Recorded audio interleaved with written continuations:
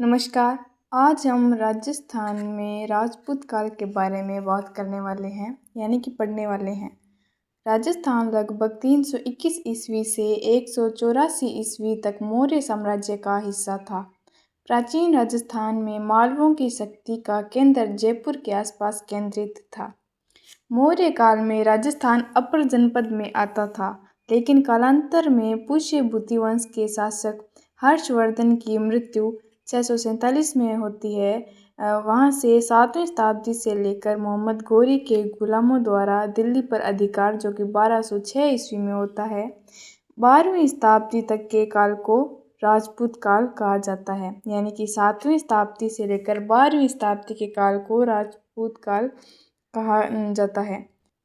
राजस्थान की सीमा में 5वीं से 12वीं सदी तक कुछ ऐसे सिक्कों का प्रचलन था जिन पर ईरान के सासेनियन वंशी नरेशों के सिक्कों का प्रभाव था। मुद्रा शास्त्र में इन सिक्कों को इंडो सासेनियन सिक्कों के नाम से भी जाना जाता है। कासिंदा गांव, जो कि सिरोही में पड़ता है, से इन सिक्कों का बड़ा खजाना 94,000 सिक्के प्राप्त हुए हैं। राजपूत शब्द संस्कृत के राजपुत्र शब्द का विकृत रूप है। राजपुत्र शब्द का सर्वप्रथम प्रयोग हमें 7वीं शताब्दी में ही मिलता है।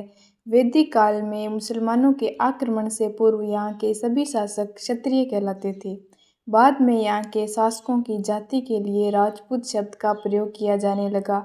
अर्थात हम कह सकते हैं कि 8वीं शताब्दी तक इस शब्द का प्रयोग जाति के लिए नहीं होकर शासक वर्ग के लिए अथवा कुलीन क्षत्रियों के लिए किया जाता था। याद रहे, भारतीय इतिहास में सन 650 ईस्वी से 1200 ईस्वी तक का काल राजपूत काल के रूप में जाना जाता है। राजपूत काल की संक्षेप में कहानी के रूप में समझे तो बहुत समय पहले राजस्थान में कई छोटे छोटे राज्य थे। यहाँ के राजा बहादुर होते थे और अपने राज्य व धर्म की रक्षा के लिए हमेशा तैयार रहते थे।